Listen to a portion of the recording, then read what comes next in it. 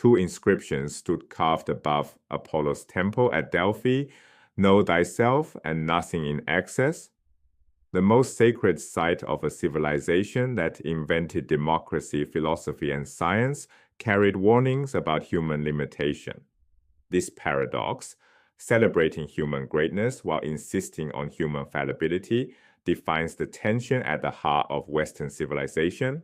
It starts with the Greeks, and this video maps how we got from those inscriptions to the world we live in today, a world shaped for better and worse by ideas born in a handful of tiny city-states on the Mediterranean, a civilization that dared to liberate reason, invented political freedom, and has been arguing with itself ever since. To understand those inscriptions, we first need to understand what the world looked like before the Greeks changed everything. Before the Greeks, virtually every civilization on Earth followed the same pattern. Egypt, Mesopotamia, China, India, all sophisticated, all impressive, all organized the same way. Monarchy was the universal form of government. Rulers were divine or divinely appointed. Religion and political authority fused into a single structure, each reinforcing the other. Reason existed, but only as a servant, useful for building temples or tracking harvests, never independent enough to challenge received wisdom. Cultural uniformity and stability were the highest values. No concept of individual freedom as we understand it. Republics were unknown. No civilization anywhere had developed what we would call political life, a space where free citizens debated and decided their own collective fate.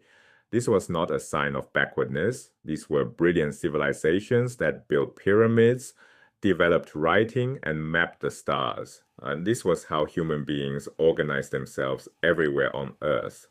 The great departure from this universal pattern was the anomaly, not the norm. Here is the contrast at a glance. On every dimension of social organization, government, religion, the role of reason, the concept of freedom, the Greek city-states broke sharply from the universal pattern. Where others had divine kings, the Greeks had citizen assemblies.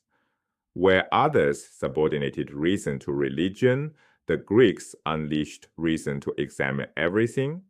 Where others fused political and religious authority, the Greeks had no separate priestly caste and the minimal concern with the afterlife. This was not gradual evolution.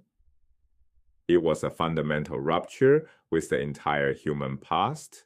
The engine of this revolution was the polis, the Greek city-state. A polis was a small self-governing community of citizens, unlike anything the world had seen. Greek city-states were republics, no kings, no divine rulers. Wealth differences among citizens were relatively small, and no single man was rich enough to hire a mercenary army to impose his will. Instead, citizens fought their own wars shoulder to shoulder. Citizens who risked their lives defending their community demand a voice in its decisions. This is how political life was invented. The word political comes from polis. Before the Greeks, no word for this concept existed in any language because the thing itself did not exist. There was no large royal bureaucracy. There was no separate priestly caste. This was a strikingly secular society compared to every other civilization on Earth. Political participation in the polis was widespread and highly valued. Citizens gathered in assemblies to debate policy, elect leaders, and make laws. They served on juries, held public office, and took collective responsibility for the fate of their community. This was not passive obedience to divine command. This was active engagement in self-governance, unprecedented in human history. The polis trained citizens in deliberation, argument, and judgment. It demanded that they think about justice, the common good, and what kind of life was worth living. In this free, competitive, intensely civic environment, something extraordinary happened to the human mind. Reason broke free from its ancient subordination to religion and tradition and began to examine the world on its own terms. In the secular atmosphere of the polis, the Greeks developed a speculative natural philosophy based on observation and reason. the direct ancestor of modern science and philosophy. For the first time, thinkers were free to investigate or ignore divinity. Right? They could ask what the world was made of, what fundamental principles govern nature, and pursue those questions without permission from priests or kings. Where other cultures saw sameness and continuity, the Greeks noticed differences, disjunctions, and turned them into distinctions, categories, and systematic analysis. It is marked a decisive shift from faith, poetry, and intuition to reason as the primary way of knowing. The Greeks did not reject other modes of understanding entirely. Homer remained central to their education, but they made a revolutionary choice. Reason would sit at the center, and everything else would be measured against it. This elevation of reason had a profound consequence. Unlike mystical insights, which are private, incommunicable, and beyond challenge, rational arguments and scientific theories require observation and reasoning that others can criticize, test, modify, and correct. Reason opens the door to continuing inquiry. One generation's conclusions become the next generation's starting points.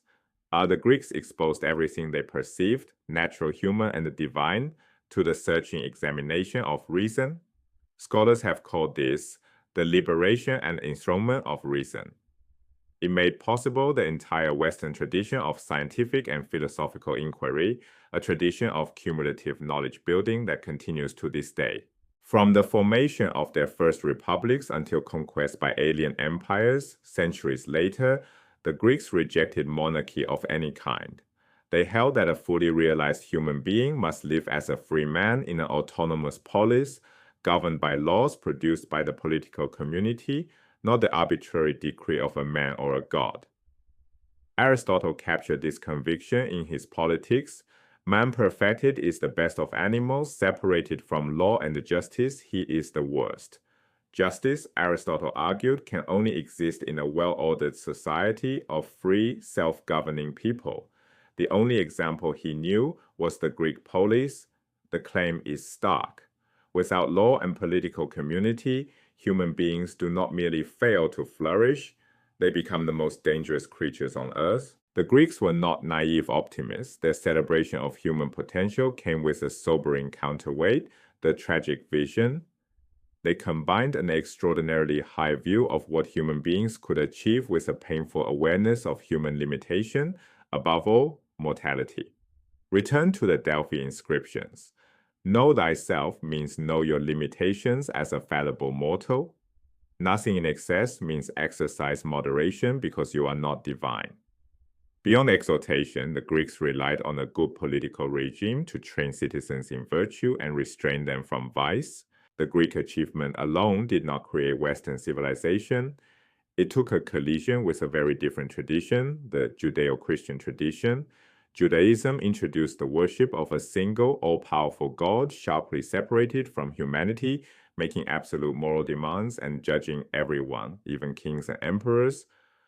Christianity began as a persecuted sect within the Roman Empire. It captured that empire only after centuries of hostility, and it never entirely lost its insurgent character, independent of and in tension with the state. This kind of religious organization, standing apart from political power, exists nowhere else in human society.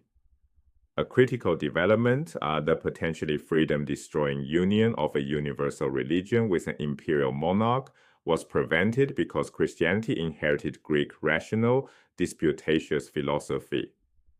The fierce theological quarrels that divided the church for centuries stood perfectly in the tradition of Greek philosophical debate. Even this seemingly un-Greek tradition depended on the Greek element. Western civilization is not one tradition. It is the dynamic, often violent interplay of two. These two seemingly incompatible traditions produced freedom through an accident nobody planned. When Germanic tribes destroyed the Western Roman Empire in the 5th century, they shattered the emperor's power to impose conformity. The Eastern Empire survived and could still enforce it. But in the West, nobody was fully in charge. European geography, mountains, forests, peninsulas, combined with limited technology to prevent any would-be conqueror from unifying the continent. The church was powerful enough to check emperors and kings, but never strong enough to dominate the state entirely. Kings could resist the pope, but could not overthrow him. Freedom grew in the spaces left by these endless conflicts, in the cracks between competing powers that no one could fully control. Towns and cities reappeared and obtained charters of self-governance by playing rival powers against each other. In Italy, some cities became autonomous city-states resembling the ancient Greek polis, aided by the ongoing struggle between popes and emperors. Nobody set out to create freedom. It emerged from a power vacuum, an accident of geography, technology, and institutional rivalry. The civilization was not the result of some inevitable process. Chance played a vital part. In these free city-states, the modern world began to take shape. People were Christian, but their outlook grew increasingly secular. A new worldview celebrated the greatness and dignity of mankind, a sharp departure from medieval emphasis on God and the afterlife. Pico della Mirandola captured this spirit in his oration on the dignity of man. God tells Adam, "You are neither of heaven nor of earth, neither mortal nor immortal. You may fashion thyself in whatever shape thou shalt prefer." This went beyond Greek humanism. The sophist Protagoras had said, man is the measure of all things, but always moderated by awareness of limits. Pico declared man unlimited, entirely free to shape himself, and crucially, it is will, not reason, that drives this new vision of freedom, will unchecked by reason's moderation. Machiavelli pushed further. He wrote, "Fortune is a woman, and it is necessary to hold her down and beat her and fight with her." The Greeks would have called this hubris, violent arrogance, seeing yourself as more than human.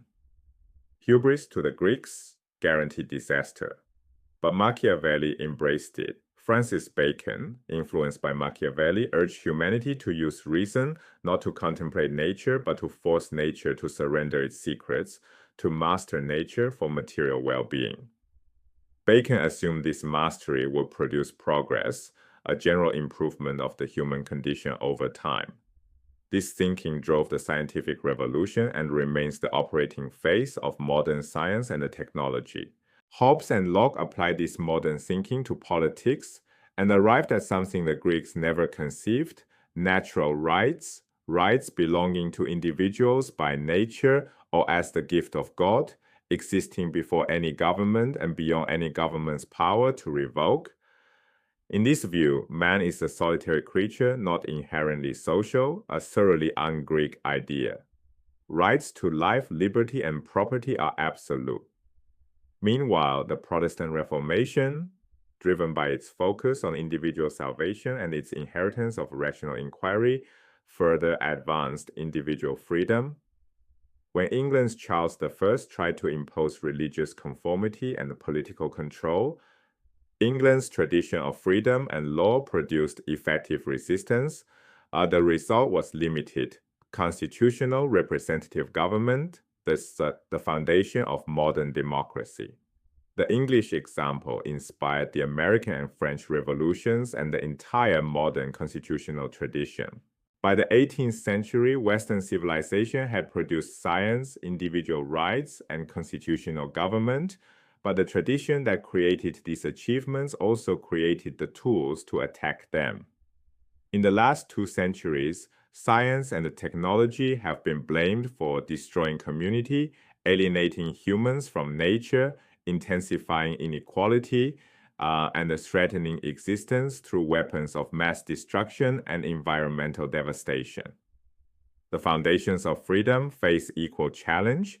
Thomas Jefferson could proclaim rights as self-evident gifts of a creator, but as religion's authority fades, the basis for that claim crumbles, and nothing obvious takes its place. Nietzsche declared God is dead. Dostoevsky's Grand Inquisitor warned that when God is dead, all things are permitted. The two most characteristic achievements of Western civilization, science and freedom, now face sustained assault from within the very tradition that produced them. The deepest form of this assault is nihilism, the rejection of any objective basis for society and morality, the rejection of objectivity itself. If both religion and reason are stripped away, all that remains is will and power, the law of tooth and claw. No protection for the weak, no individual rights, no basis for critique. Here is the crucial irony. These attacks on Western achievements by Western intellectuals are themselves perfectly Western. The first such movement was the sophistic movement in 5th century BC Greece, which questioned the foundations of morality, truth, and convention, raising the same challenges the modern world confronts today. The Greeks who started this tradition may still offer the most honest response to its crisis. The tragic vision understood humanity as potent and important, yet fallible and mortal, capable of the greatest achievements and the worst crimes, powerful but limited, free to choose and act, yet bound by nature, knowing that perfect knowledge, justice, and happiness will never be achieved, yet determined never to stop searching. This understanding speaks not only to the Greeks and their Western heirs, but to all human beings everywhere. It cannot be reached without serious examination of the Western experience, an experience beginning with the Greeks. Know thyself, nothing in excess. The civilization that grew from this paradox dared to liberate reason, invented political freedom, and has been arguing with itself ever since,